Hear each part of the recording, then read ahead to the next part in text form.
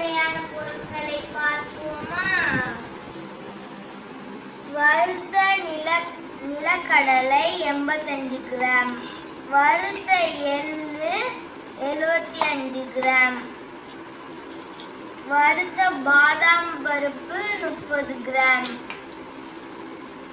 பூசணி விதை 20 கிராம், சூரியகாந்தி விதை 20 கிராம், பிஸ்தா பருப்பு 20 கிராம், தேங்காய் துருவி வறுத்தது 35 கிராம், அத்திப்பழம் 3, பேரிச்சம்பழம் 3, தேவையான அளவுக்கு ஏலக்காய் பொடி, தேவையான அளவுக்கு கருப்பட்டி பாகு. இப்போ எடுத்து வச்சிருந்த எல்லா விதைகள் கொட்டையும் நான் அரைச்சி வச்சிருக்கேன். இப்போ இதை இந்த மாதிரி ஒரு இதில் போட்டு வச்சுக்கணும், ஒரு பவுலில்.